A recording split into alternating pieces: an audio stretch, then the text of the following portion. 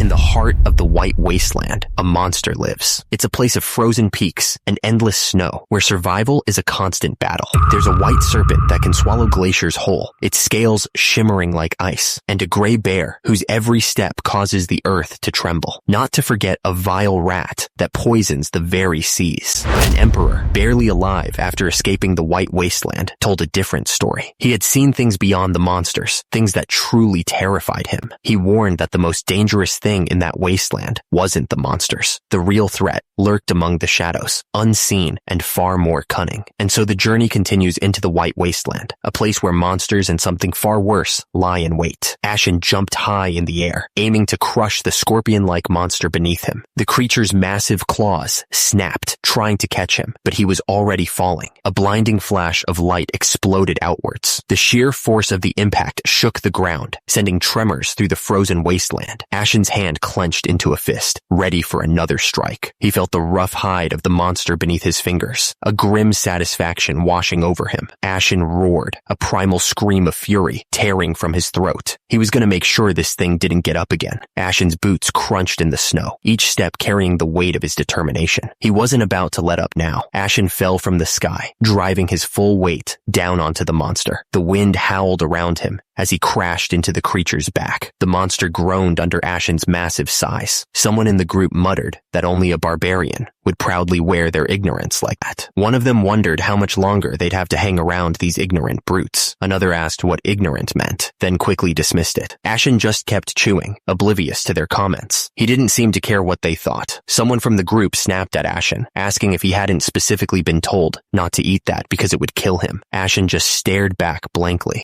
Ashen stared down in disbelief. "It's been less than a week and you already ate it all?" he asked, but then quickly stammered, trying to take it back. The other person proudly declared that it had been a most noble challenge. Someone else nearby responded in disbelief, asking if they were actually saying that like it was something to be proud of. Suddenly, Greta screamed, her face contorted in pain. Greta collapsed to the ground. Someone shouted, asking what was wrong and telling her to get a hold of herself. They desperately tried to wake her up. "Wake up, Greta! Come on! Get up!" they yelled, shaking her. Ashen stood in the snow, looking up at the sky. He muttered that this wasn't what he wanted. The words swirled in the darkness, describing a world of fantasy, a world of wonder and magic. It was a world he had dreamed of for so long. He remembered quitting his job and setting off on a journey. He had climbed the tallest mountain on Earth and reached the very center of the planet, hoping for something to happen. He even made it to the southernmost point of the globe, searching for something more. But of course, nothing ever happened. Reality was the furthest thing from fantasy. Every night, he had prayed that when he woke up, he would be in the middle of a dream, and one day, that dream came true. The horse carriage trudged through the snow, each step echoing in the frozen air. One of the soldiers grumbled about the freezing cold, but the other soldier just told him to wrap up tighter or he'd freeze to death. Another soldier told the captain that crossing the White Wasteland was insane, even if the emperor was great. The captain snapped back, telling him to be quiet and reminding him that they had all agreed to this. But the soldier argued they didn't know it would be like this. Meanwhile, inside a warm building, a man in a suit still complained about the cold. He clicked his tongue, clearly annoyed. The man then turned to Milena and asked if she was all right, concerned about her in this cold weather. Milena replied that she was fine, but she complained about how cold it was and how rude everyone was being. She was clearly not happy about the situation. Milena told them not to be too harsh on the soldiers. She reminded everyone that they were the only ones willing to escort them across the White Wasteland. Milena asked if they shouldn't bring the soldiers inside, since they looked absolutely frozen out there. Meanwhile, the soldiers outside were shivering, clearly suffering in the harsh cold. The man with the monocle refused. He said they all knew what horrors dwelled in the White Wasteland, hinting at dangers unknown. Milena thought about the monsters, a worried look on her face. A long, long time ago, an emperor who wanted to claim the entire world set his sights on conquering the White Wasteland. He led countless warriors and soldiers, and even entered the wasteland himself, seeking to dominate the frozen lands. Years went by, and the empire fell apart. Then, just when everyone had forgotten, the emperor came back. He was making his way through the wasteland. He had lost all his men, and he was alone and broken. The emperor looked like he had aged decades in just a few years. He spoke like a madman, claiming there were monsters in the White Wasteland. But the worst thing wasn't the monsters at all. The emperor warned that the most dangerous thing in the White Wasteland was the barbarians. They were out there, somewhere. That's where the barbarians were, lurking in the shadows. They were right in the white wasteland. The man with the monocle didn't seem convinced. He said it was just a legend, surely nothing to worry about. But the Emperor's words still carried weight, you know? Lots of the monsters he talked about turned out to be real. And yet, nobody's ever seen a barbarian. Not once. That's true. She thought about it for a second, realizing how strange it was. Countless stories told, Yenone spoke of the barbarians. They were always out there in the legends. Suddenly, one of the men shouted for everyone to stop. He said there was something there. He could feel it. He squinted, trying to see through the snow. He said he couldn't see clearly, but something was out there. The man looked grim, his face tight with worry. He announced that he had both good news and bad news, but someone in the group cut him off, demanding that he just spit it out already. The man said the good news was that it was small, but the bad news. The lookout's voice echoed with a strange mix of fear and wonder. He said that whatever it was coming right toward them. The group tensed up, unsure of what to expect as the figure got closer. The group looked at each other in disbelief, seeing the approaching figure. One of them voiced what everyone was thinking, asking if it was a human. They had been expecting a monster, not a person. There he was, standing tall against the snowy landscape. It was Ashen, a barbarian from the white wasteland. He looked like he owned the place, completely unfazed by the harsh conditions. His eyes were intense, staring straight ahead. The muscles in his chest looked like they were made of stone. He was a mountain of a man, a true barbarian, and he was getting closer. The barbarian stood like a statue carved from the snow itself. His massive body was outlined against the blowing snow, looking like he was completely at home in the deadly wasteland. The group looked shocked, murmuring, "A barbarian?" At the same moment, Ashen stared back at them. Ashen casually explained that he had come out for a stroll because he was sick of looking at other barbarians. He added that finding outsiders in the snow was great luck. Ashen smiled, admitting that he didn't expect to run into anyone out there. He introduced himself as Ashen Barbarian Riedel, pleased to meet them.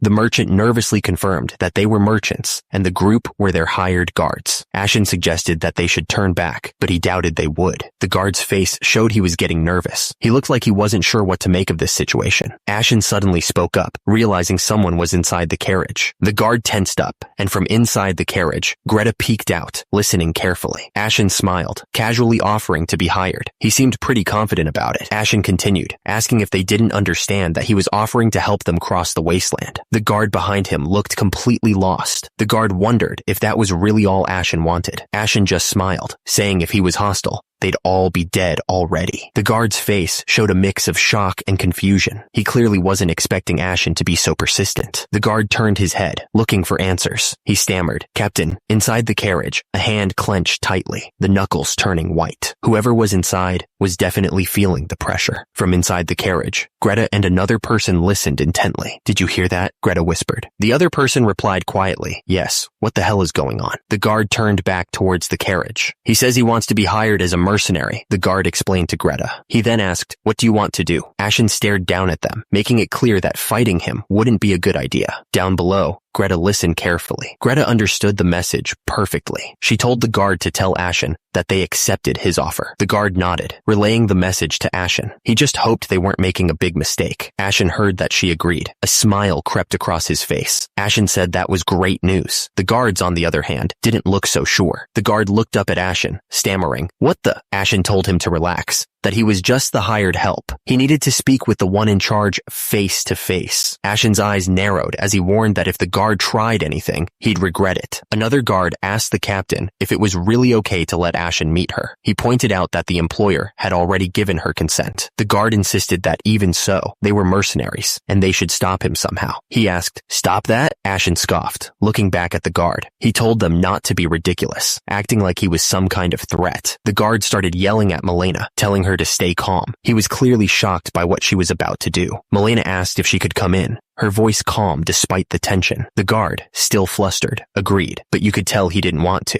Ashen grinned, his purple eyes gleaming with amusement. He was clearly enjoying the chaos he was causing. Ashen looked down at the guy, trying to keep the peace. He told him that he needed to calm down. Ashen tried to reason with the merchant, saying he didn't want to hurt him, but the merchant wasn't having it. He screamed at Ashen not to lie to him. Milena watched the commotion, a look of shock on her face. She realized she was standing right in front of a barbarian from the legends. Milena tried to defuse the situation, speaking calmly. She told Ashen it was a pleasure to meet him, hoping to calm the merchant down. Ashen looked around, commenting on how surprisingly warm it was inside. Milena explained that the warmth was maintained with magic. Ashen's eyes widened as he looked around. He was curious if it really was magic that kept the place so warm. He thought to himself that when it comes to this world, everything was new to him. Ashen gazed out at the snowstorm, his expression serious. He told them that the place was dangerous, and the chances of them getting through safely with those mercenaries were slim to none. That's why he was going to protect their lives. Milena's face fell slightly as she listened. Ashen was dead serious when he said there was one condition to his help. She started to wonder what he could possibly want. Milena looked at Ashen, her voice laced with curiosity and a hint of apprehension. She asked him what it was that he desired in exchange for his protection. She was ready to hear his request. Ashen smiled, his eyes gleaming with anticipation. He told her he wanted knowledge of the world outside these snowfields. The information she possessed was what he desired the most. Milena listened carefully. Knowledge of the world outside the snowfields, she repeated to herself, trying to understand what he really wanted from her. Ashen smiled, thinking it was a fair deal. Milena, on the other hand, started to wonder if she even had a choice in the matter, given the situation. Milena looked down, a hint of resignation in her eyes. She told him that she understood, accepting the terms of their agreement. Ashen seemed pleased with her answer. He asked her what her name was. Milena looked up and introduced herself as Milena of House Akasha. Ashen smiled, revealing his teeth. He introduced himself as Kettle, saying that he looked forward to working with her from now on. He opened his eyes one day and found himself a barbarian in a snowfield. There wasn't any time to figure out why he was there or how it happened. All that existed in that place was a terrible, freezing cold and endlessly strong monsters. To survive, Ashen led the tribe in the snowfield, hunting and desperately holding on. Ashen didn't even know how much time had passed, but it had been countless years. He had strived relentlessly to escape that dreadful snowfield, but every time he tried to leave, the system blocked him with a grim notification.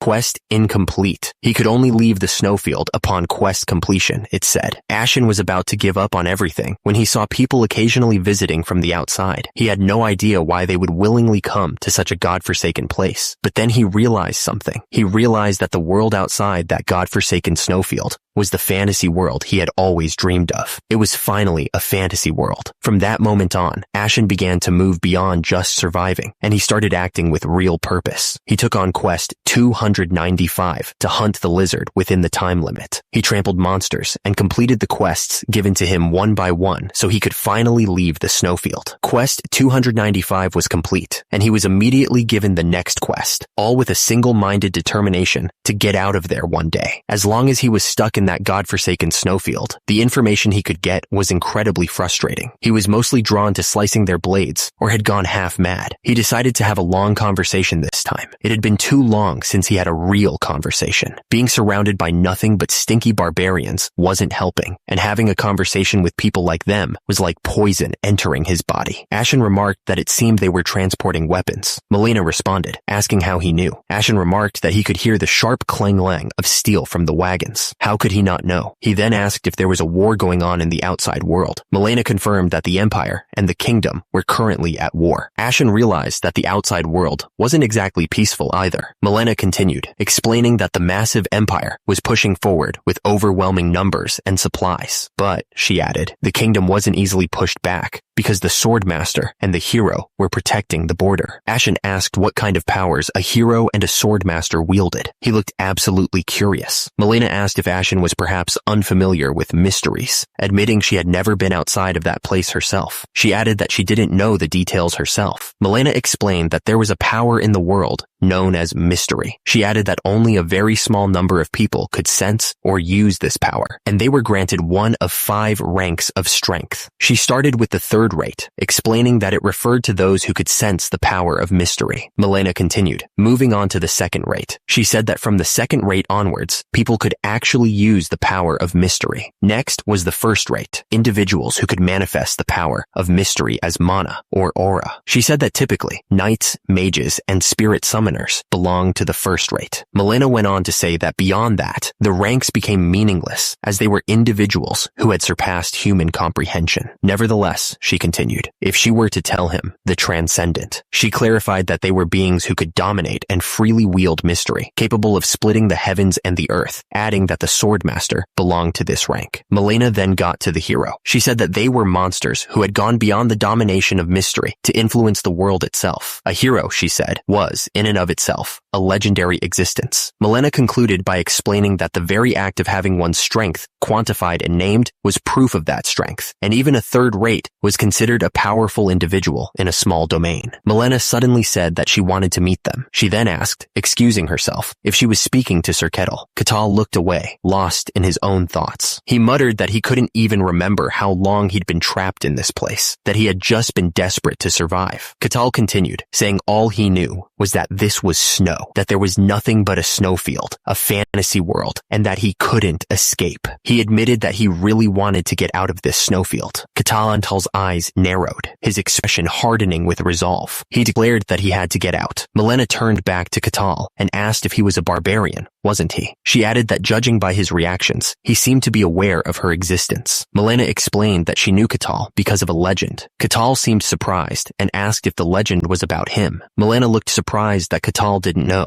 She asked if he really didn't know about it. Catal laughed. Realizing that the story involved an emperor, he thought that the guy was just a madman. Catal then asked Malena to repeat what she said. Catal said it was nothing and that the legend was probably correct, adding that beings like that had come before. He then asked why they were rushing through the snowfield with such a large quantity of weapons. Malena said that they needed a lot of money. Catal immediately pressed her, asking what they needed it for. Malena explained that her family had been in the commerce business for generations. They had become very rich, but because other people were jealous, they were now deep in debt. She added that this trip was to stop her family from falling apart. Ashen realized that a merchant's journey to settle a debt meant she must be planning to sell weapons to the kingdom. He pointed out that this meant there was a war with the empire. Malena confirmed it, clearly surprised by his deduction. Ashen explained that Malena had just said the empire was pushing forward with overwhelming numbers. If that was true, the empire wouldn't need more weapons. He continued, saying that if the empire didn't need them, then the kingdom must be the one in need. He added that when there's not enough of something that everyone wants, the price goes up, making the quest worth risking her life to cross the snowfield for. Ashen realized that since they were trying to cross the white snowfield, there must be no other way to get to the kingdom. He then asked if her territory's border happened to touch the empire's. Malena confirmed that he was right. Malena was thinking there was no way this was happening. She had heard that the barbarian of the empire was an ignorant savage. She wondered who he really was, and if he was really a barbarian. Suddenly, the merchant's wagon was attacked by something unseen. He shouted, wondering what the hell was going on. Ashen watched the attack, his expression unreadable. He said they had uninvited guests. Suddenly, a huge, black, slimy monster appeared, dripping goo everywhere. The group froze, unsure of what to do as the thing lumbered towards them. The captain gasped, clearly shocked by the sudden appearance of the creature.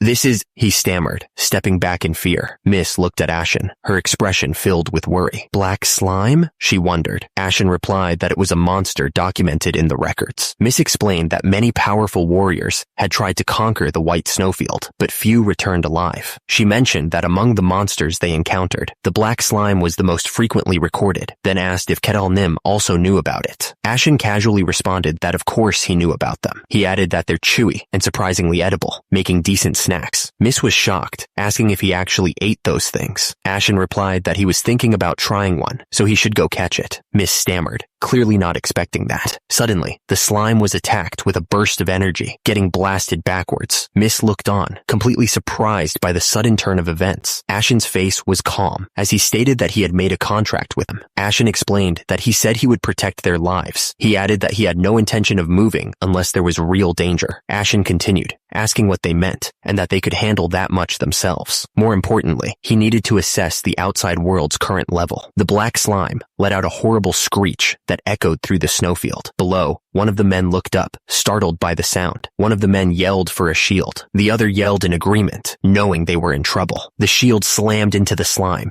barely managing to block the attack. The impact shook the ground. The slime slammed into one of the men, sending him flying backwards. He yelled in pain as he crashed into the snow. Another man charged forward, ready to attack the slime. He looked absolutely furious. The slime slammed right into the man, and he went flying. He screamed, feeling pain all over. The man yelled that black slimes only move in straight lines. He ordered everyone to scatter and coordinate their attacks. Two of the men shouted in agreement with the plan. They were ready to take on the slime. One of the men barely managed to dodge out of the way as the slime crashed down. He moved fast, but the slime was even faster. Another man jumped away from the slime, trying to get out of its path. He knew he had to move fast, or he was done for. The black slime roared as it came crashing down on the man. The force of the impact sent shockwaves through the snow. The slime's roar echoed through the snowfield like a predator's cry. It was a sound that promised nothing but pain and destruction. The man gripped his sword tightly, his knuckles white. He was ready to risk it all, to take down the monster. Suddenly, the system interrupted with a strange message. VortexScans.com. It was completely out of place. The man shouted for the others not to stop attacking. They had to keep the pressure on the slime if they wanted to survive. The man went flying as the black slime lunged at him. A beam of green light shot out, narrowly missing him as he crashed to the ground. The man yelled that simple attacks wouldn't work. He told them to aim for the core hidden inside the slime, hoping someone would listen.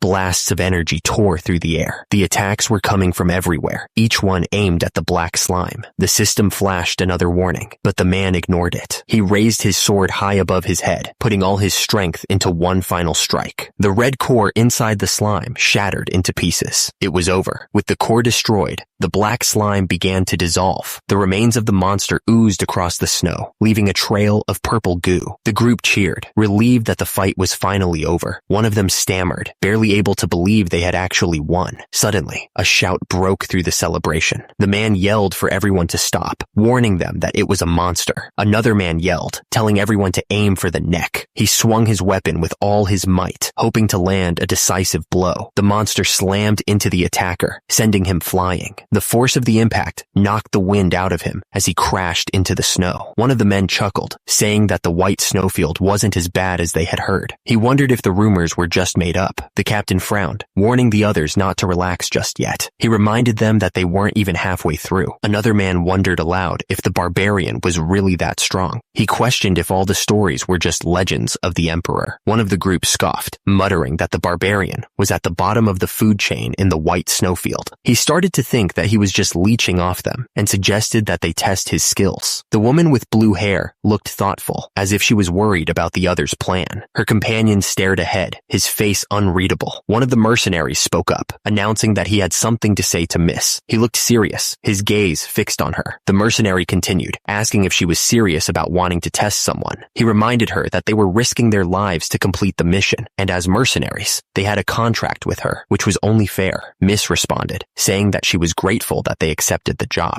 She added that it was a request to cross the white snowfield, and everyone else ran off just hearing the details. She admitted that if not for them, they wouldn't even have been able to try. The mercenary interrupted, stating that there was one thing he couldn't accept. He pointed out that the Barbarian hadn't fought even once, and that was a problem. The mercenary asked if he could test whether that Barbarian truly deserved such special treatment. He wanted to know if that kind of test was acceptable. The mercenary looked frustrated, explaining that he had tried to stop them, but they just wouldn't listen. He seemed annoyed that his concerns were being brushed aside. Ashen stared down at the mercenary and said that he wanted to test his skills. He added that he didn't mind, but it wasn't possible right now, which made the mercenary confused. Ashen looked up and mentioned that they've got guests ahead of them. He noticed the mercenary's confusion and started to question what nonsense he was talking about. A dark voice echoed, announcing that the frail mortals outside had arrived. The figures were shrouded in darkness, their red eyes glowing ominously. One of the newcomers grinned, declaring that he would enjoy a rare delicacy today. He looked eager, drawing his sword with a sinister smile. The monster's massive head filled the air, its jaws wide open, ready to strike. The attacker commanded the mortals to bark for him, his voice dripping with malice. The monster grinned wickedly, saliva dripping from its fangs. The attacker added that their struggles would only serve as seasoning for him, enjoying the thought of their pain. It covered her ears and screamed, overwhelmed by the snake barbarian's sudden appearance. The sound was so intense, it felt like her head was splitting open. Ashen swung his axe with incredible force, ready to strike down the newcomer. He looked absolutely furious.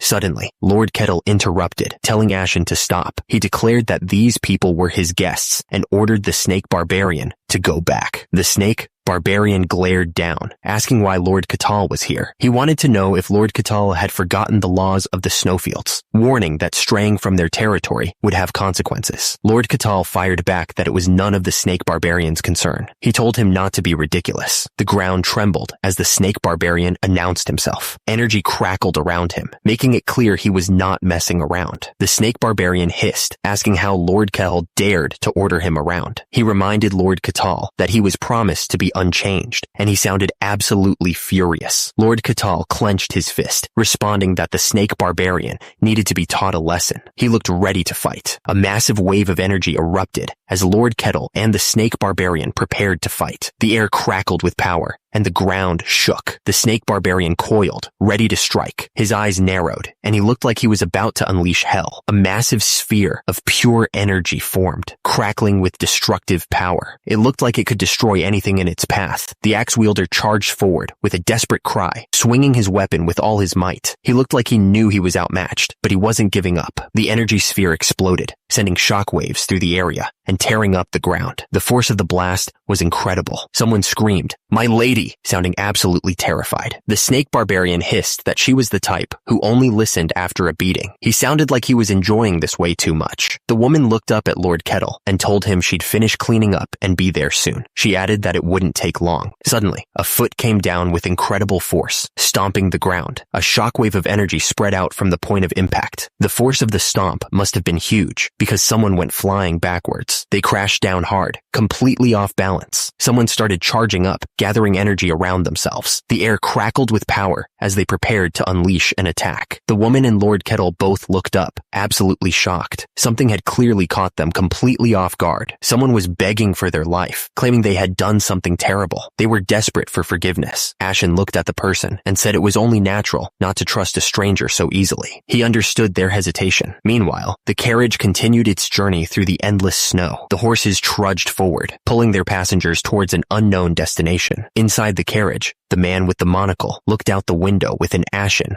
watched him quietly, waiting for whatever was coming next. Ashen turned to Melina and mentioned there was something he was curious about. Melina looked at him, a bit surprised, and asked what he meant. Lord Catal looked at the woman closely. Judging by her clothes and the way she spoke, she didn't seem like just a messenger for her family. He asked why she would risk her life on such a dangerous trade journey. The woman hesitated for a moment. Then she revealed that she was the first daughter of Lady Bilyaka, the concubine of Lord Kasak Akasha. Lord Catal asked if that meant a second wife, and she confirmed it. She continued, explaining that her mother had been brought into the family through a political marriage, only to be used and then abandoned. The woman said that her mother was a pitiful figure, unable to get any real power. The woman's voice trembled as she spoke about her mother and herself. She said that they were only family in name, and in reality, they were treated like servants. She looked down, regretting that she had revealed so much. She went on to explain that she had volunteered for this trade mission. Lord Catal seemed surprised and asked if she really did that. The woman confirmed it, even though she knew it was a dangerous journey that could cost her life. She explained that she volunteered because someone had to set an example. Lord Catal listened, then said that she was quite intelligent, which seemed to surprise her. Lord Catal added that she also had great ambition, calling her greedy. Then, out of nowhere, he shouted for someone named Lurch. The woman looked confused, probably wondering who that was. Someone announced that they had arrived. The woman's eyes widened a little, perhaps curious about what was waiting for them. They looked out, and one of them sounded shocked to see grass. It must have been a long time since they'd seen anything other than snow and ice. The landscape was a mix of green grass and snow-capped mountains in the distance. It was a stark change from the endless white they had been traveling through. She thanked Lord Catal, then wondered how he would manage the trip back. She pointed out that since he had let her take all the gold, crossing the border shouldn't be too hard for him. Lord Catal just looked at her. She then asked what Lord Catal meant when he had called her intelligent and ambitious. Lord Catal simply replied that he meant exactly what he said. She looked surprised. Lord Catal explained that her family used to be highly respected, but now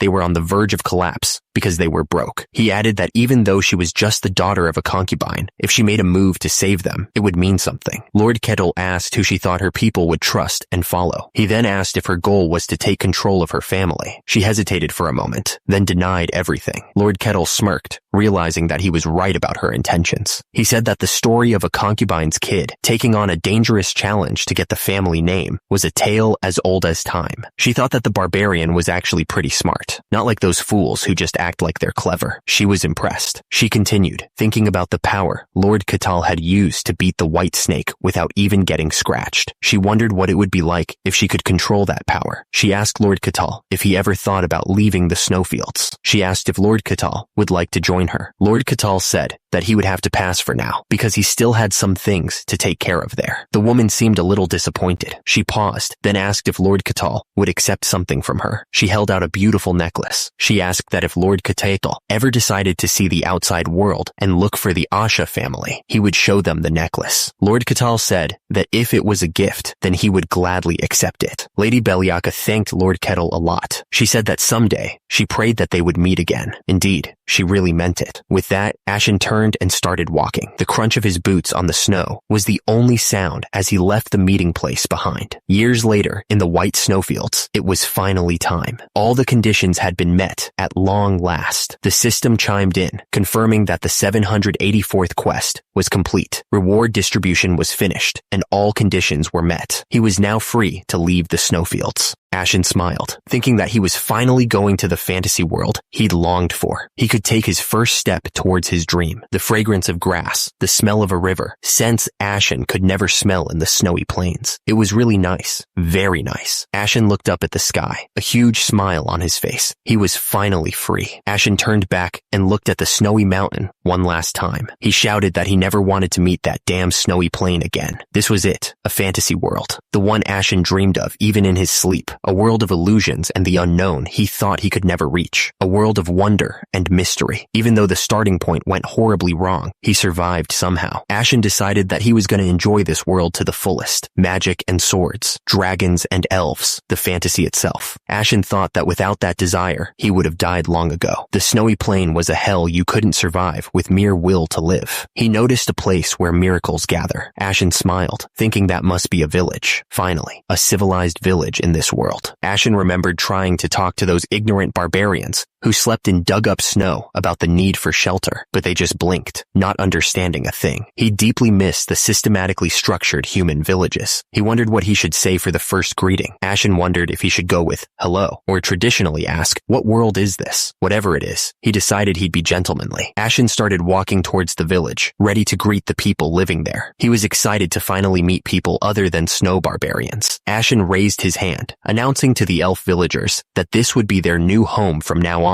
He was really excited to settle down in this fantasy world. Ashen told everyone to unpack their things, ready to start their new life. The elf villagers cheered, raising their hands in celebration. One of the elves asked the elder what was the matter, sounding worried. He wanted to know if this place was really safe. The elder assured him that it was. The elf pointed out that this was an extremely remote area, and humans couldn't come here. The elder agreed, but then he paused, hesitating to say more. The elf voiced his worry that the monsters from the plains might come. The elder agreed, saying that it was way too close for comfort. The elder assured everyone that there wasn't a problem. He explained that for thousands of years, nothing had ever lived outside the snowy plains. Plus, they had prepared a barrier, just in case. It was a barrier that used ancient magic for monsters. As long as that barrier existed, monsters could never approach them. The elder went on, saying that they also had Her Majesty the Queen. No matter what kind of monsters showed up, they would never be able to reach the Queen. Ashen paused, looking around. He felt like something tore. He wondered if he had touched something. Ashen turned and kept walking. He wondered how far he had to go. Ashen stopped, looking surprised. An elf? Ashen saw a real elf. He thought to himself that it was one of the most precious races of the fantasy world. He didn't expect to meet one so soon, and he felt good to be alive. But the little elf was scared. She didn't know where she was. She must have wandered too far, and she didn't know what to do. Suddenly, the elf looked up, eyes wide. Something had caught her attention. Ashen towered over the little elf, but he didn't want to scare her. He said, "Hello?" The little elf looked up at Ashen, and then she fainted. She just passed out right there. The wind rustled through the leaves, and birds flew overhead. It was a peaceful place, far from the frozen snowfields. I'm ignoring this panel. Ashen looked down at the unconscious little elf. He was surprised that she had fainted before he could even say anything. He figured he should probably take the child back to her village. Ashen thought that elves were supposed to be a gentle, orderly, and good race. He figured figured that if he returned the child, he might be welcomed as a kind person. He wondered what it would feel like to be welcomed by elves. Ashen smiled, thinking about it. He was actually looking forward to meeting the elves. The elf screamed, saying there was no way, even more, a human. She seemed really worried about her child. She demanded to know what Ashen was and how he had broken the barrier. The elf continued, saying there was no way a human should even be able to get this close. She said there should have been a barrier. She was frantic, asking where Her Majesty the Queen was. The elf insisted she wasn't an enemy and told Ashen to release the child. The elf realized that her location had been exposed. She explained that the barrier was made with ancient elven magic, so no simple trick could let someone approach. She figured the fact that it was broken must mean humans came fully prepared, and she wondered how long they'd been tracking her. Ashen looked confused. He wondered if he looked like a kidnapper. He figured he needed to clear up this misunderstanding first. Ashen looked down at the child in his arms. He seemed concerned. Ashen told her to go on and return to her people. The elf took the child back, relieved. The elf looked up at the massive barbarian, still a little scared. Ashen towered over her, his shadow falling over the forest. Ashen wondered if his face was really that scary. He thought it was enough back in the snow plains to keep people away. He seemed a bit shocked. Anyway, Ashen told the elves that he had returned the child. He insisted that he wasn't their enemy. Suddenly, the elder shouted that the hostage had been released and ordered everyone to attack. Arrows flew towards Ashen. Arrows rained down from above. Ashen looked up, surprised by the sudden attack. He shouted, asking if they couldn't hear. Ashen thought that the elves were more savage than he had imagined. He recalled that the elves of legend were supposed to be gentle people who loved nature and sought peace. But this elf was violent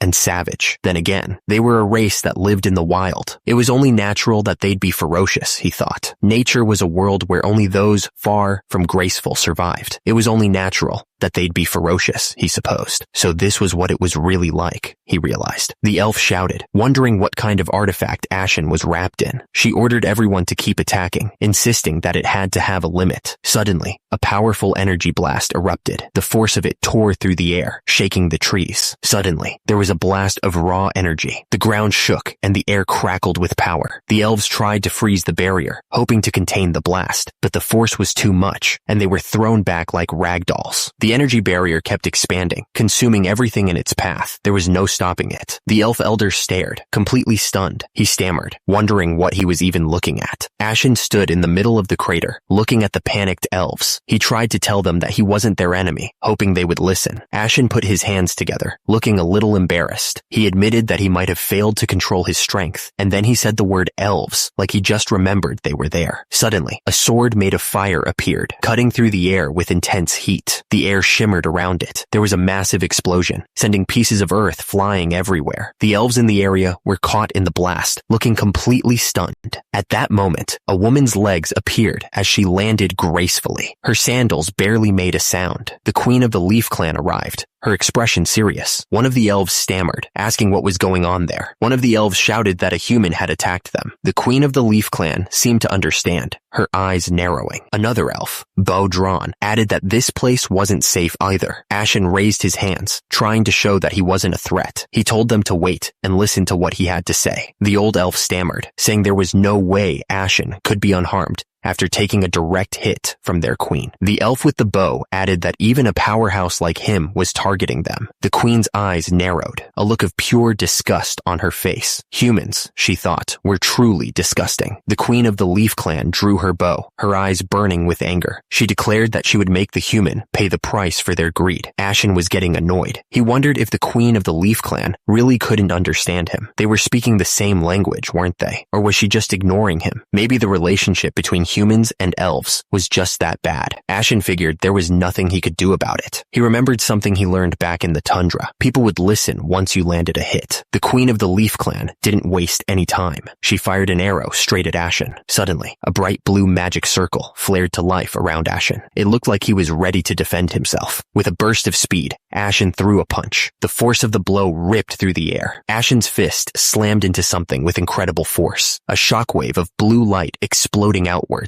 The air cracked and shimmered with the impact. The queen of the Leaf Clan went flying backwards, a trail of displaced air marking her violent path. She screamed in shock and pain, completely caught off guard. Ashen looked down at his fist, a surprised expression spreading across his face. "Whoops," he mumbled, realizing he might have hit a little too hard. The forest floor erupted in a cloud of dirt, and splinters. Trees were uprooted and shattered, the landscape utterly devastated by the sheer force of Ashen's punch. The queen of the Leaf Clan lay sprawled on the ground, coughing weakly. Her clothes were torn, her face bruised, and her eyes filled with disbelief. Ashen stared at his hand, a thoughtful expression on his face. He wondered if he should have held back even more. The queen of the Leaf Clan looked up, her mind racing. She understood from that one clash that he was powerful, at least above the level of a transcendent. She wondered why someone that strong would be here. The queen of the Leaf Clan turned to her people and spoke with urgency. She told everyone to get away from here immediately. The elves reacted in a panic, their faces filled with fear. They stammered, acknowledging their queen's order. They would flee immediately. The villagers didn't wait a second longer. They turned and ran, scattering in every direction, desperate to escape the terrifying power. The queen of the Leaf Clan acknowledged Ashen's strength, but she warned that he would never accomplish his goal here. Ashen was just trying to talk, but he had a feeling this had gone completely sideways. The queen of the Leaf Clan began chanting, summoning something with primeval purity. She called out to one who sets the blackest dark ablaze, commanding it to come to her, the one with horns of pure flame. The air crackled with raw energy as the summoning reached its peak. The vortex of power swirled, ready to unleash whatever the queen had called for. With a surge of arcane force, Piego appeared, a bull wreathed in blazing fire. The creature's eyes glowed with intense heat, ready to obey the queen's command. Ashen stared at the summon with a strange look. The creatures in the tundra had been grotesque and bizarre, and a few looked like something out of a fantasy, but most of them were just hideous.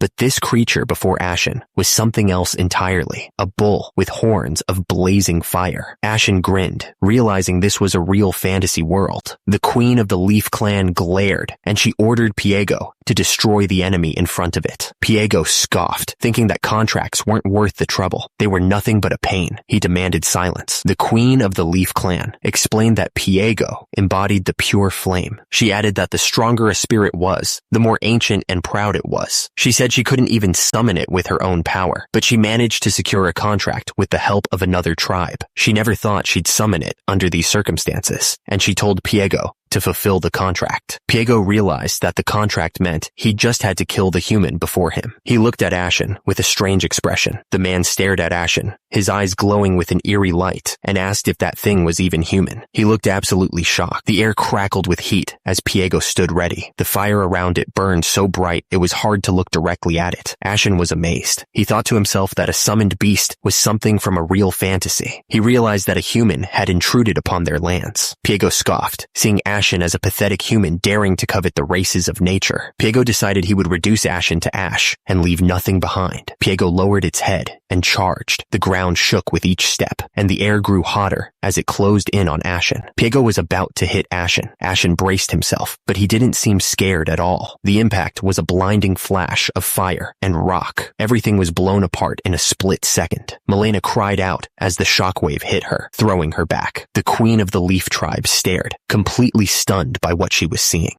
Ashen grinned. He thought to himself that a beastly form put him at ease. Ashen didn't hesitate. He moved like lightning and punched Piego straight in the face. Marsilia looked up, her eyes wide with worry. She heard Ashen's words loud and clear. He was saying he would beat her to death. The punch landed with the force of a bomb. It was a blinding flash of light and heat, sending shockwaves everywhere. The explosion tore through the forest, leaving a trail of destruction. Trees were uprooted, and the ground was scorched. The explosion was so massive, it could be seen from high above the planet. It looked like the end of the world. Even after the initial blast, smaller explosions continued to erupt. The air was thick with smoke and the smell of burning wood. Marsilia screamed, feeling the full force of the blow. Ashen, meanwhile, was surrounded by a strange energy, his eyes glowing with an unnatural light. Marsilia landed hard on the ground, dazed and confused. She didn't understand what just happened, asking herself what this was. The surrounding area was completely destroyed, and Marsilia couldn't believe what she was seeing. It couldn't be real, she thought, as she looked around at the devastation. Ashen stood tall and unharmed amidst the destruction. Marsilia Marsilia looked up at him, fear and disbelief warring in her eyes. Marsilia begged him to spare her people. She pleaded for their lives, barely getting the words out. Ashen looked down at the elf and told her he wasn't her enemy. The elf looked up, completely shocked by what she was hearing. She could only ask what he meant. After a long talk, the elf finally understood that Ashen wasn't their enemy. She apologized, admitting they had judged him too quickly and had been fighting one of the good guys. She felt really bad about the mistake she made. Ashen smiled, saying it was fine. He understood they were driven there by humans. Still, he admitted, it was a little sad that they never gave him a chance to explain himself. The elf looked at Ashen, asking if he really wasn't one of the humans chasing them. She added that this was her first time even seeing an elf. Ashen mentioned that there weren't any elves in the White Wasteland to begin with. Marsilia's eyes widened as she heard Ashen's words. Ashen explained that the outsiders called him the Ashen Barbarian of the White Wasteland. Queen Marsilia was in utter disbelief. She couldn't believe that a human could even survive in such a place. She wondered if his arrival meant that others could come out of the wasteland as well. Ashen shrugged, saying who knows if others would come. He mentioned that there were spirits in the wasteland, so powerful that even strong beings couldn't beat them. He added that he was somehow able to deal with them in a quest, but that was a very forgotten story. Queen Marsilia sighed, saying that was a relief. Ashen tilted his head, asking if her summon was okay. He reminded her that he had split that bull in half. Queen Marsilia waved it off, explaining that spirits were beings of nature. She added that when forcibly unsummoned, they simply returned to the spirit realm. She realized she had been rude and asked if there was anything she could do for him. She offered to do whatever she could for Ashen. Ashen took a moment to think, then mumbled that there were spirits. He was clearly interested in learning more about them. Ashen wondered if beings other than elves could make contracts with spirits. Queen Marsilia frowned, thinking that might not be possible. Queen Marsilia explained that some humans, with a deep connection to nature, could sometimes form contracts. She sighed, concluding that it was impossible for him after all. Queen Marsilia pointed out that if Ashen truly wanted to contract a spirit, he should go to Elfo Sagrado. Ashen tilted his head, asking what that was. Queen Marsilia explained that Elfo Sagrado was where the god of the elves resided, the holy land of all elves. She added that it might be possible to form a contract there. Ashen pointed at himself with a grin, wondering if a human like him would even be allowed in a place like that. He was clearly curious about the possibility. Queen Marsilia explained that normally, no human would be allowed, but she added that with her introduction, it should be fine. She warned him to keep the location a secret. Queen Marsilia continued, explaining that the Holy Land of the Elves, Elfo Sagrado, was the dream destination of every elf researcher. But for humans, to even get close was incredibly dangerous. She added that no elf would ever reveal its location, because it was more precious than life itself. But still, Queen Marsilia held out a crystal in her open palm. It glowed with a soft light, as if waiting for something. Queen Marsilia admitted that she wanted to believe in Ashen. She really did. Queen Marsilia offered the crystal to Ashen, telling him to take it with him. She added that she would accept his gratitude later. It was a huge risk for her, but she seemed determined. Queen Marsilia said that even if he got close to their holy land, their god might test him, but she thought he'd pass. She wished him luck and thanked him for everything. Queen Marsilia then introduced herself formally, saying that she was Marsilia Hasiane Carusia, the queen of the leaf tribe that turns brown in autumn. She asked what his name was. Ashen grinned and introduced himself as Ketal the Barbarian. It was the first time he'd said it out loud, and it felt pretty good. Then, Ashen took a step forward. The ground cracked under his feet as he moved, leaving the forest behind. He was ready for whatever was next. Ashen jumped with incredible force, kicking up a cloud of dust and dirt. The trees below blurred as he shot into the sky, a gray streak against the blue. He flew through the air like a bullet, leaving a trail of disturbed air behind him. The forest floor became a green blur as he raced towards the horizon. At the border of the Varkan territory, in the kingdom of Gehent, a guard started yelling, asking what was happening. The other guards didn't know either, but something was definitely coming their way. The head guard of the Varkan territory shouted for the bell to be rung, and all guards armed. Something big was about to happen. Whatever it was coming fast, leaving a trail of dust and disturbed air. The trees swayed violently as it approached the kingdom walls. He landed with a heavy thud, kicking up a cloud of dust. Ashen stood tall, his muscles rippling as he surveyed the area. Ashen towered over the guards, his massive frame casting a long shadow. He asked if they were the guards guards of the territory and said it was nice to meet them. One of the guards looked absolutely shocked, remembering the loud thud from moments before. He realized that the ash-gray hair and the scar on the chest could only mean one thing. The guard realized that he was face to face with the Ashen Barbarian. He was in disbelief. The guards pointed their spears and swords at Ashen, their hands shaking. They warned him to stop right there, or they would attack. Ashen calmly asked them to chill out, saying he wasn't their enemy. He wanted to know what they were so afraid of. Ashen pointed forward, his massive hand moving with surprising grace. He seemed determined to get past them, no matter what. Ashen stood there, a slight smile on his face. He wasn't backing down, not even a little bit. The guards stared, completely confused. The wall, where had that come from? Ashen looked at the guards, his expression calm. He told them that he would like to visit their territory. The guards looked at each other, unsure how to respond. They had never seen anyone so casually ask to enter their territory, especially not someone as intimidating as Ashen.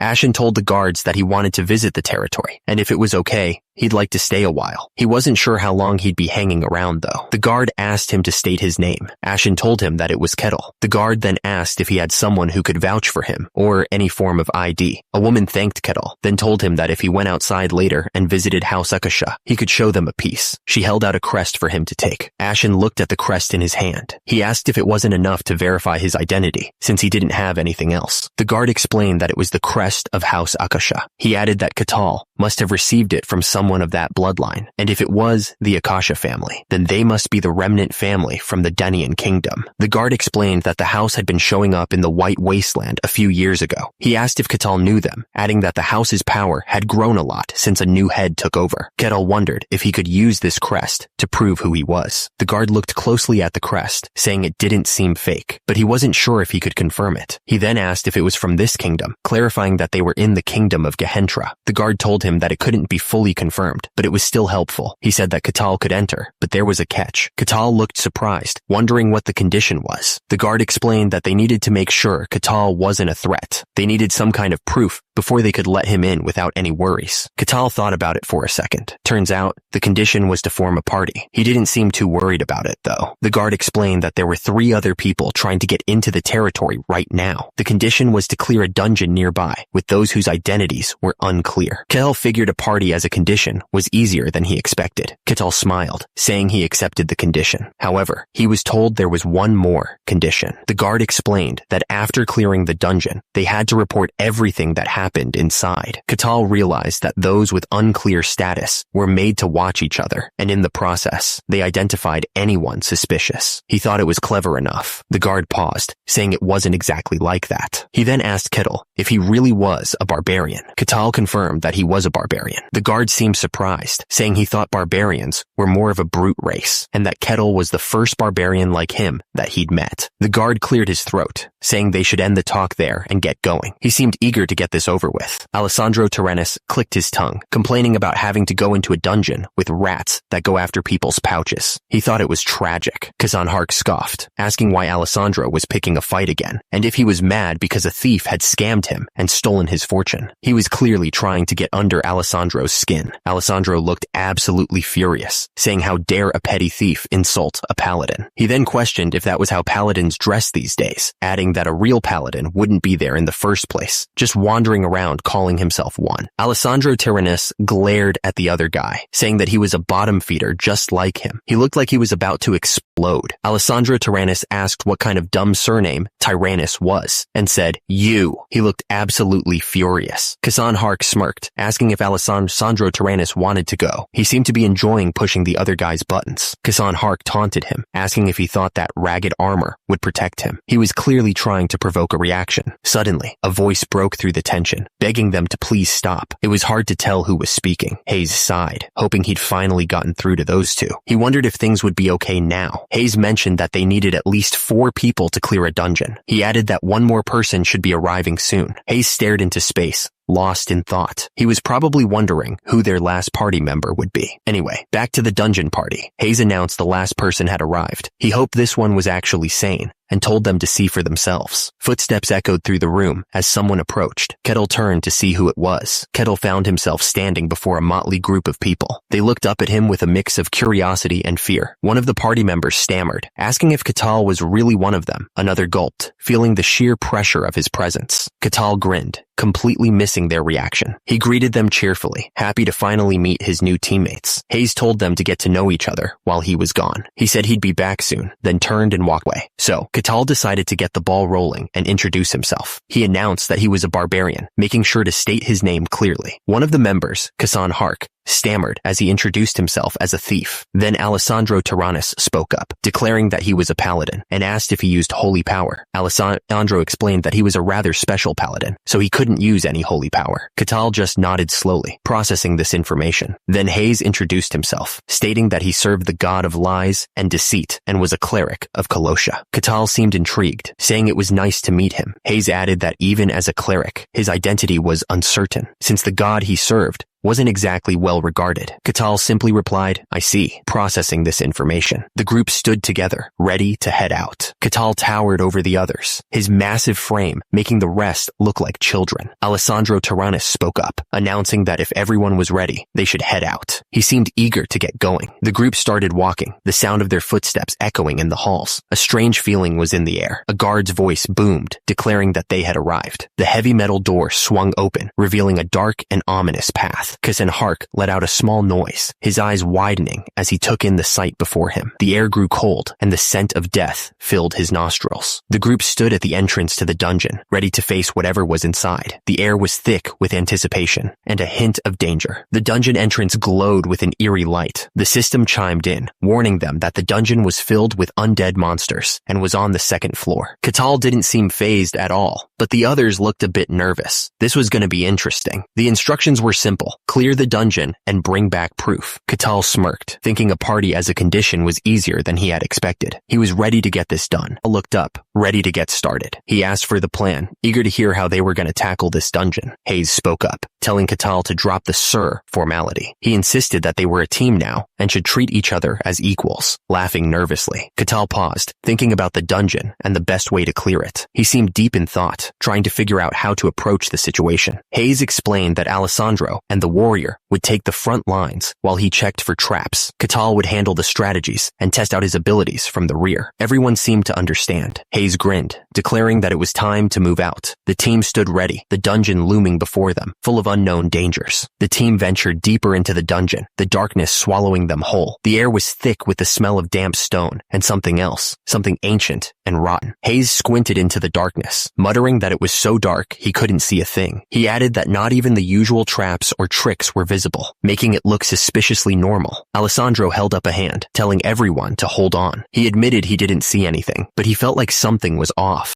Alessandro pointed to scattered bone fragments on the floor. He warned that they were skeletons, and if they got any closer, they'd rise and attack. Alessandro looked angry, realizing that the guard captain knew from the start. He concluded that the dungeon wasn't just for verifying their identities, but a tool to get rid of troublesome outsiders. Kettle looked surprised, repeating that they were up against skeletons. He wondered what kind of trouble they were about to get into. Kasan warned that skeletons were quite strong monsters. He explained that they keep moving even if they're wounded or have their limbs cut off. Kasan continued, pointing out that skeletons are made of bone, making them considerably tough. He realized that this dungeon's difficulty was higher than he'd thought, and told the woman to get her powers ready, the warrior to raise his shield, and Kettle to prepare himself. Kasan explained that he would aim for an opening during the fight. He added that a skeleton's body moves even when damaged, so they had to aim for the neck, its weak spot, and hit them multiple times. The others seemed impressed by his leadership. Kettle simply said, "All right." Nearby, a skeleton lay in pieces, seemingly defeated with ease. Kettle's eyes widened as he saw something coming. He could only manage to say, "Oh!" Suddenly, a skeleton lunged at them, its bony fingers outstretched. The thing moved fast, ready to strike. Before anyone could react, Kettle moved like lightning.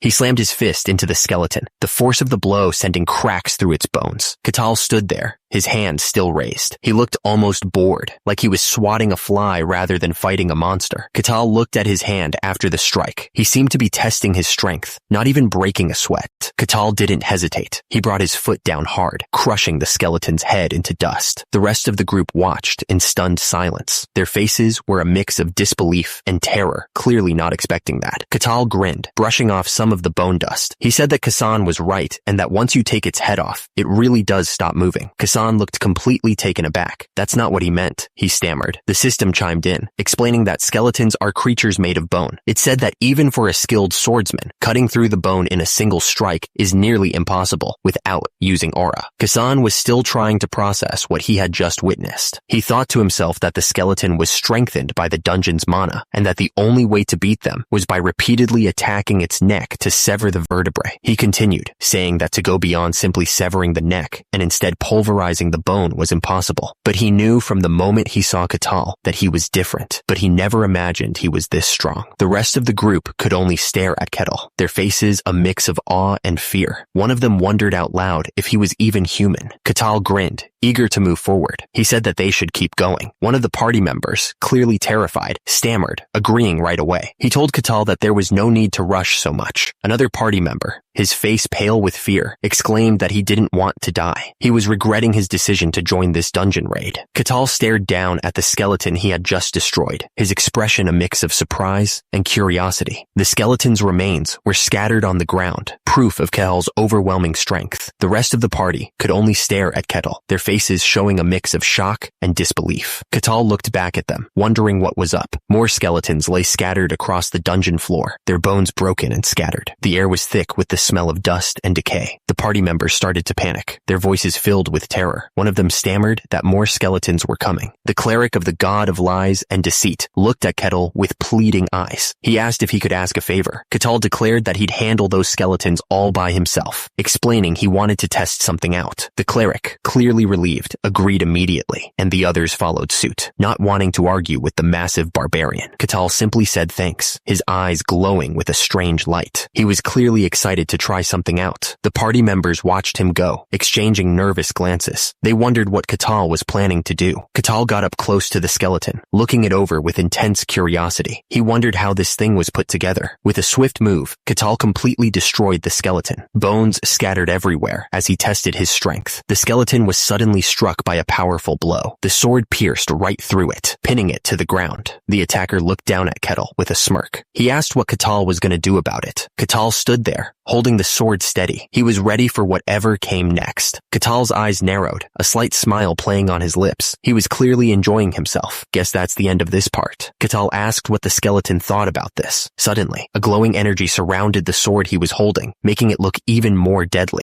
Catal stared at the skeleton, ready to attack. The skeleton looked completely lost, question marks floating around its head. Up close, the skeleton's glowing eyes showed a hint of fear. It clearly didn't know what was coming next. Anyway, let's move on. Catal smirked, looking pretty happy with himself. He asked if the skeleton knew how to switch the sword to his other hand. The skeleton didn't wait for an answer. It lunged forward, sword raised to strike. You could see a blue glow around the skeleton as it moved, like it was full of some kind of dark energy. Catal didn't even flinch. He just grabbed the skeleton's sword with his bare hand. The force of the grab made a loud crack, like he was crushing the metal itself. He didn't waste any time. Catal followed up by punching the skeleton right in the chest. The skeleton went flying backwards, like it was hit by a truck. The skeleton's bones scattered everywhere as it crashed to the ground. It was completely destroyed, not moving at all. Even the skeleton's head was sent flying. It spun through the air before landing with a thud, the glowing blue eyes fading away. Kettle stood tall over the remains of the skeleton. The air crackled with the fading energy of the undead monster. Kettle held up the skeleton's head, a wide grin spreading across his face. He realized that it could even replace its lost parts, and its intelligence was pretty high for a monster. Meanwhile, Hayes watched with wide eyes, completely speechless. He couldn't believe what he was seeing. Alessandro stared at Kettle with disbelief. He started to say something, but he was too shocked to get the words out. Catal stood there, the picture of raw, untamed power. It was clear to everyone that he was a true barbarian. The guy grinned, ready to attack. The other guy looked terrified, realizing he was in serious trouble. The skeleton's head floated in the air, still alive. The guy's eyes narrowed, understanding that this fight wasn't over yet. Catal stomped on the skeleton's head. He realized it could still move even without a body. The man apologized for being late. The other guy replied immediately, telling him to take all the time he needed. The guy tilted his head, saying thanks. He seemed a bit confused though. Kasan grinned, telling them that they should leave again. The others looked up at him, replying nervously, saying yes sir. He took a step forward, his heavy boots crunching on the stone floor. The sound echoed in the silence, a promise of what was to come. They all stopped as they reached the edge of the room. One of them spoke, saying this place. A voice echoed, telling them it was the second floor. The dark steps stretched upwards, promising more danger. The group stared ahead, their faces tense. Something had caught their attention, and it didn't look good. The man with the dark hair let out an adjusting his collar. He looked nervous, sweat beading on his forehead. Ashen suggested that maybe they should all take a break. He looked tired, and the dungeon was starting to get to everyone. Ashen agreed that resting would be for the best. The small man with the dark hair looked like he was about to have a panic attack. The rest of the group looked at Ashen, waiting to see what he would do next. The tension in the air was thick enough to cut with a knife. The woman spoke up, saying she had something to ask about the dungeon. She looked at Ashen, waiting for him to give her the go-ahead. Kasan said that he was embarrassed because his knowledge on the matter was not good enough, but he quickly added that a desire to learn was a virtue. The cleric looked grateful, happy to hear him say that. The cleric looked at Kasan with big, curious eyes. He asked Kasan what he was curious about. Kasan asked if this dungeon was close to the clan's pure territory. He wanted to know if there were any issues with the dungeon monsters attacking within the territory. The cleric explained that monsters from a dungeon generally do not venture outside, although he said there are exceptions, and those cases are identified and dealt with beforehand. Hayes cleared his throat, looking serious. He was about to say something. The cleric explained that dungeons are a natural phenomenon. He said that sometimes they appear as caves, and other times as towers. He added that the majority of dungeons show up near densely populated areas. The cleric continued, saying that's why the dungeon appeared here. He explained that when a dungeon shows up, the local lords check how dangerous it is. Then, they send mercenaries or guards to clear it out. The man with white hair asked if the dungeons show up inside the territory. The cleric replied that they do not. He clarified that they always appear at a certain distance. The man with white hair asked what the reward was for successfully conquering these dungeons. He seemed really interested in what he'd get.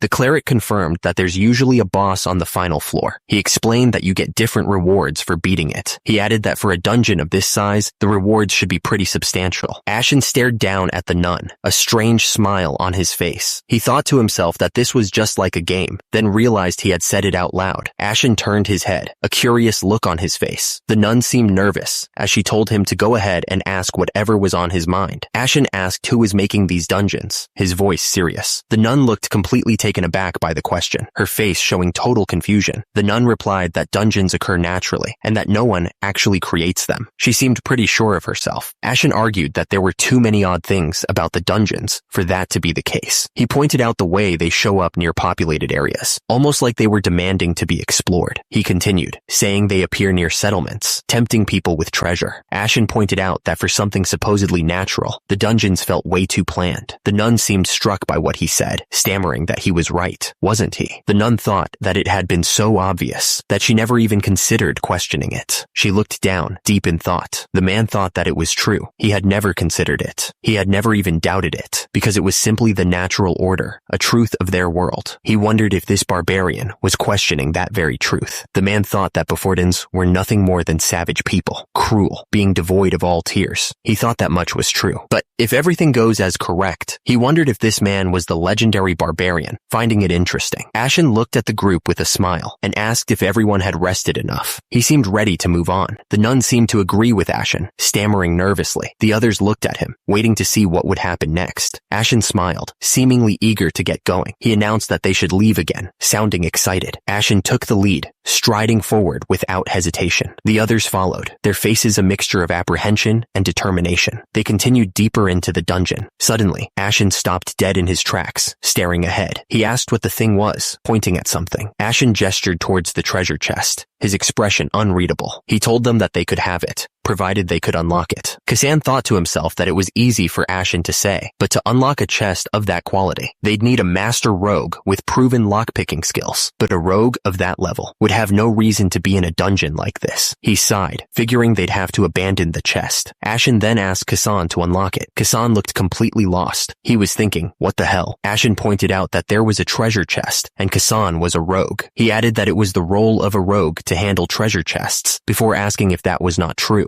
Ashen seemed excited to see a rogue's robbery show. Kasan admitted that Ashen wasn't wrong, but there was one problem. If he could actually do that, he wouldn't be in this situation. Kasan was panicking inside. He thought that a bottom feeder like him, who wasn't even acknowledged by the guild, had no business knowing how to pick locks. But he couldn't just tell Ashen the truth. Kasan looked at Ashen's expectant face and thought that if he was honest, Ashen's excitement would probably turn to disappointment. He imagined Ashen saying that he called himself a rogue, yet he couldn't even do that, and that he was useless. Kasan was sweating bullets. He was scared of what would happen if he failed to open the treasure chest. He looked up, his face a mask of terror. Kasan cleared his throat, trying to sound confident. He said he'd give it a shot, even though he was terrified. Kasan stared at the lockpicking equipment. He thought they looked curious. He could feel Ashen staring right through him from behind. If he failed this, he wasn't getting out of here alive. Kasan was trying desperately to remember. He had to remember the skills he saw while working as their porter. The pressure was on, and he couldn't afford to fail. Kasan was deep in thought, remembering a moment where he had to risk his life. He knew he had to remember, or they were all screwed. Suddenly, the system flashed a message. Kasan the rogue, cry of the soul. It was time to put a strange energy pulse through the lock, and Kasan felt a click. He stared down, totally shocked that he actually did it. Kasan stuttered, barely able to believe it. The treasure chest was open. Tears streamed down his face, a mixture of relief and disbelief. The nun looked absolutely amazed. She said that she had heard only skilled thieves could unlock treasure chests, but to actually see it was incredible. Ashen nodded, saying that was impressive. The others were talking, but Kasan was lost in his own thoughts. He thought it seemed impossible that he had succeeded by just guessing. He wondered if he had really been living his best life. Ashen asked how much the treasure was worth. The nun said that it was enough for a regular family to live comfortably for about a month, or even live quite luxuriously. Ashen smiled, saying that was understood. He told Kasan to please take care of the rewards. Kasan looked totally shocked, stammering that he would. The goblet was carefully placed on top of the pile of gold and jewels. The treasure sparkled, reflecting the light in the dark dungeon. Kasan admired the goblet for a moment. Suddenly, he screamed, looking absolutely terrified. Ashen asked if Kasan needed help and if something hurt. Kasan denied everything, insisting that he didn't do anything. The group stood there in the dungeon, trying to figure out what had just happened. The air was heavy, with a weird mix of fear and confusion. Suddenly, Kasan shouted for everyone to stop. He warned that there were skeletons ahead. Ashen looked at the skeletons, barely even blinking. He said he'd handle 3 of them without any problem. The masked man grinned, a strange light in his eyes. He said to leave the last one to him. The dark-haired man gulped, looking more nervous than ever. He stammered that this was really a battle and that he understood. Suddenly, the skeletons started to rise from the ground, their bones rattling. Their eyes glowed with an eerie blue light, ready to attack. The masked man stared at the rising skeletons, a shiver running down his spine. He admitted that the sight of bones being put together always gave him the creeps. The skeletons rose completely, their hollow eyes burning with blue light. Ashen stood ready, his muscles tensed, while the others gripped their weapons, preparing for battle. The skeletons moved as one, their bony fingers reaching out. They were about to swarm the group. The party members steeled themselves, determination etched on their faces. They knew this wasn't going to be easy. With a final, echoing command, the skeletons charged. The battle had begun. One of the party members charged forward, swinging his sword in a wide arc. The blade sliced through the air, aimed directly at the skeleton's skull. The skeleton didn't expect such a swift attack, and its skull cracked. The other skeletons turned, their blue eyes glowing brighter as they saw their comrade get hurt. Suddenly, a new figure appeared, standing casually amidst the skeletons. He was holding them up like puppets, with a creepy smile on his face. He announced that this was a rare spectacle, and demanded that nobody interrupt, because he would handle them all. The fight was interrupted by a weird logo. What was that about? The man with the sword barely had time to raise his shield. He was scared, knowing that this fight was about to get a lot harder. The masked man didn't hesitate. He jumped forward, knife in hand, ready to take down the skeleton. The skeleton raised its bony arms to defend itself.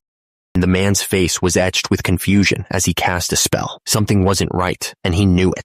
skeletons were no match for the spell. They were blasted apart, their bones shattering into dust. The force of the attack echoed through the dungeon. I watched Ashen as he chuckled, finding the situation amusing. He thought it was really impressive to see the party's core skills in action firsthand. The dark-haired man smiled, agreeing with Ashen's assessment. He added that such a combination of events was quite rare indeed. Ashen grinned, looking eager. With the obstacles cleared, he figured they could all just sit back and enjoy the show. Suddenly, a skeleton went flying through the air, its bones cracking from a powerful kick. The force of the blow sent it spiraling away. The dark-haired man looked nervous, muttering that somehow this barbarian was testing them. The woman beside him seemed to agree, her eyes wide as she watched Ashen's every move. I could feel a strange energy in the air as the skeletons watched us silently. It was like they were waiting for something to happen, or maybe they were just waiting for us to make a mistake. Suddenly, the armored figures were surrounded by a blazing red aura. One of them shouted that if anyone showed weakness, they would die right there. The red lines flashed like lightning, moving so fast that I could barely see them. It felt like the air itself was being torn apart by their speed. In an instant, one of the skeletons was reduced to nothing more than a skull lying on the ground. The attack was so fast and powerful that it didn't even have time to react. The dark-haired man, the nun, and Kassan were all frozen in place, shocked by the sudden attack. They were clearly scared of what they had just seen. One of the men admitted that there was no doubt. Those who had come to the snowfield were strong after all. Ashen stood there, listening quietly. More skeletons showed up, these ones from the third floor. But with Katal leading the way, they were able to keep going without much trouble, finally reaching their goal. The air grew heavy as they moved deeper into the dungeon. I could feel the weight of the unknown pressing down on us. They had reached the deepest part of the dungeon. The air was thick with a strange energy, and the silence was deafening. There, sitting on a throne, was a skeleton knight. One of the others said that there was no way something like that should be here. He looked absolutely terrified. Ashen asked if this skeleton was different from the others they'd fought. He confirmed that it was strong, quite strong, actually. The nun looked up at the skeleton knight, her face pale with fear. She explained that a skeleton wielding a long sword and shield freely meant it was a skeleton knight. She didn't think they had any chance of winning, and asked what would happen if they decided to retreat. Ashen explained that in that case, a confirmation would be requested from the territory. If it was confirmed that their decision was reasonable, it would most likely be processed without issue. The nun looked at Katal and stammered, agreeing that was reasonable. The skeleton knight stood there, its armor gleaming with an eerie light. You could feel the power radiating from it. The skeleton knight stood tall, its armor glowing with an eerie light. The air around it crackled with power, an ominous sign of the battle to come. The skeleton knight stood on the steps, looking down at the group. Ashen's massive foot was planted firmly on the ground, ready to move. He was clearly assessing the situation. Ashen stared at the skeleton knight, trying to figure out what made it different. He muttered, analyzing the situation. The nun's eyes widened in terror. She was clearly scared out of her mind. Suddenly, the skeleton knight lunged forward, swinging its sword with incredible speed. Someone screamed as the group scrambled to avoid the attack. The force of the skeleton knight's attack ripped through the ground. The nun cried out, clearly in pain from the blow. The skeleton knight didn't stop, swinging its sword down again. Its power was insane. The group watched from a distance. Ashen looked shocked by what he saw. The man couldn't believe how much power the skeleton knight had. He was thinking that the knight was just too strong. The skeleton knight stood there, radiating power. It was clear that this was not going to be an easy fight. Ashen stared down the skeleton knight. His eyes narrowed, focusing all his attention on the fight. Ashen threw a punch. The force of the blow connected with the skeleton knight, sending cracks through its armor. The skeleton knight fell backwards, crashing to the ground. The party members watched in disbelief, completely stunned by what they had just witnessed. Ashen smiled and cracked his knuckles. He asked something with a grin. Ashen stood tall, towering over the rest of the group. He waited to see if anything else was going to come at them. Kassan looked at the treasure chest, a bead of sweat rolling down his face. He stammered, asking if he could unlock it, but then quickly said it was impossible. He didn't have the skill to open it. Ashen's face turned serious. He said it was a shame and they'd have to leave the chest behind. But before Kassan could react, Ashen pulled back his fist, ready to smash the lock. Boing! Kassan's eyes widened as Ashen's fist connected with the chest. The lock exploded in a shower of sparks. The rest of the party just stood there, mouths agape. They couldn't believe Ashen had just smashed open a high-level lock with a single punch. The air crackled with the remains of arcane energy. Ashen figured the rewards were better this way. He told Kassan to take care of the rest. Kassan, looking nervous, quickly agreed. Alexandro couldn't believe Ashen had just smashed the treasure chest open. It was unheard of, but he wondered if Ashen could just break it. Why did he even ask him to unlock it in the first place? The group walked forward, drawn towards a bright light. It was the exit, finally leaving the depths of the dungeon behind. The group emerged outside, blinking in the sunlight. Ashen, looking around, asked what was going on. Alexandro explained that if a dungeon was cleared perfectly, it disappeared. He added that there wasn't a secret room, so they had gotten everything. Ashen wondered if secret rooms were a real thing. Kasan, looking a little nervous, confirmed that they did exist, though not many. Ashen thought that sounded like fun. The guard looked shocked. He couldn't believe how fast everything was happening. It was too much to take in. The city sprawled out below, a maze of buildings and streets. Everything seemed calm from up here. The armored figure cleared his throat and asked how the dungeon had been. Ashen, with a thumbs up, said it was very satisfying. The armored figure replied something. The armored figure announced that he would proceed with the entry procedure. He told them to follow him, one by one. The group started to move. The nun looked around. She didn't think there were any big problems. The armored man clasped his hands together, thinking hard. He then asked if they thought it was okay for the barbarian to stay in the domain. The nun spoke again, but hesitated when Ashen's name came up. She then explained that the entry procedure wasn't just about clearing a dungeon. It was about weeding out troublemakers. The man with the ponytail spoke up. He didn't think Ashen seemed like the type to cause trouble. He added that Ashen hadn't hurt anyone in the party. He thought Ashen was different from other barbarians. The man with the ponytail continued, praising Kasan's rogue skills, Alexandro's warrior abilities, and Heise's mana prayers. He added that it was unusual for people to have good things to say about each other after being forced into a party. The man paused for a moment, thinking. Then, he announced that he would grant them entry into the domain. The armored man warned them to be careful. He told them that permission was granted, but if they caused any trouble, they could be exiled.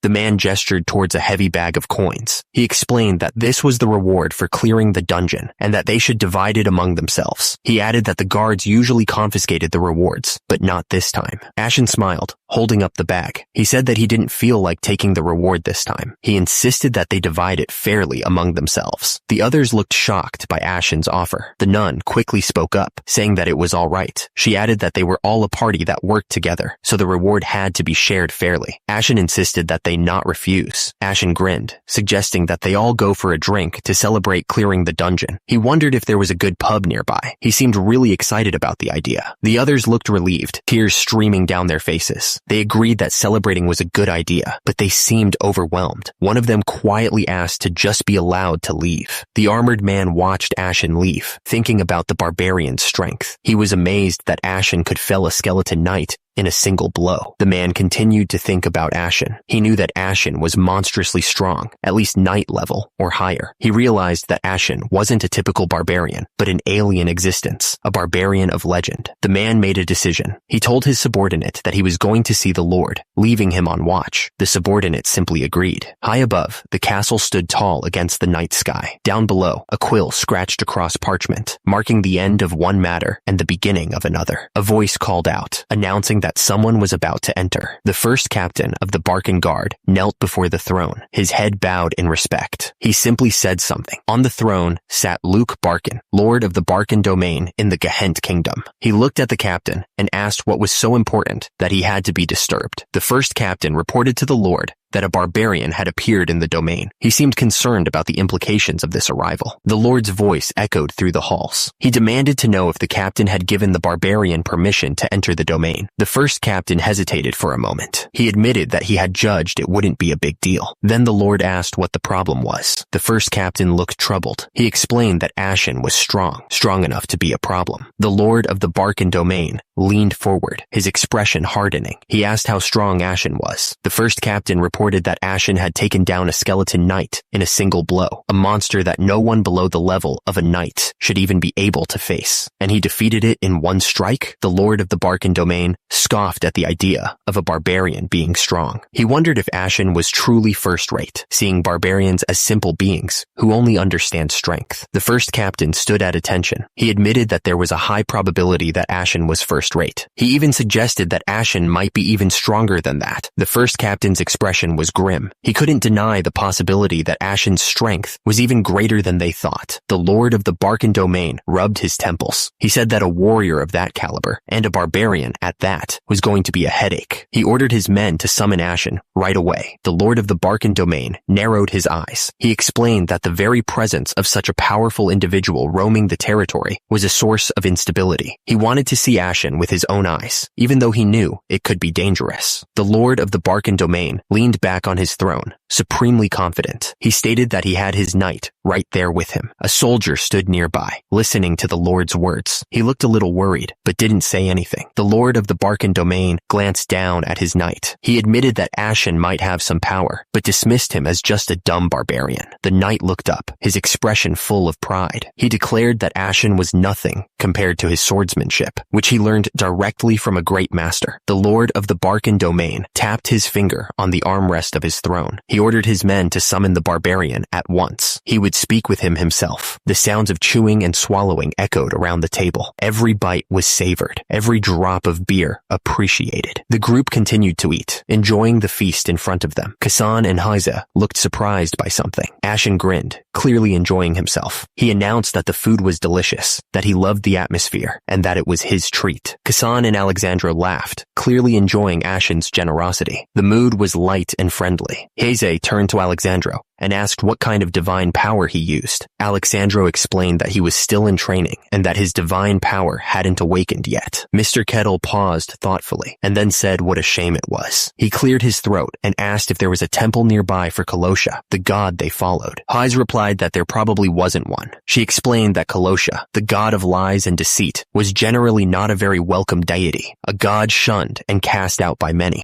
Alexandro spoke up, a bit hesitant. He asked Mr. Catal how strong he really was. Kassan looked at Mr. Catal with the same question in his eyes. Mr. Catal didn't say anything. He just munched on a snack, looking completely unconcerned by their question. Mr. Catal replied that it hadn't been long since he left the snowfields, so he was curious himself. He asked them how strong a skeleton knight actually was. The nun explained that you needed to be at least second rate to even have a chance against a skeleton knight. She added that a first-rate warrior could probably defeat one like Mr. Kettle had. He was starting to get a sense of the power scale in this world. The shopkeeper stammered that it was considered second-rate. He quickly added that it was time for their shop to close. He was clearly trying to end the conversation as fast as possible. Mr. Catal apologized, realizing he was making the shopkeeper nervous. He suggested they get going and not bother the poor guy any longer. As they walked out, Mr. Kettle asked if everyone had plans or a schedule. He was trying to figure out what they should do next now that they were out of the dungeon. The group members reacted with exaggerated enthusiasm, insisting that they were all extremely busy. They were clearly trying to get away from him as quickly as possible. Mr. Catal smiled and said it was a pity that they had to part ways. He told them he would see them all again next time, seemingly unaware of their true feelings. The group members waved goodbye with smiles on their faces. One of them thought to herself that she never wanted to see him again, relieved the dungeon trip was over. Mr. Catal laid down on the bed and sighed in relief. He wondered if this was the first time he had laid in a real bed since waking up in this world. He was relieved that he could afford a room without any problems, thanks to the dungeon reward. Compared to the harsh conditions of the snowfields, this place felt like paradise. Mr. Catal thought back to waking up in the snowfields and how long it took to finally reach civilization. He wondered what he should do now, eager to experience new things in this world.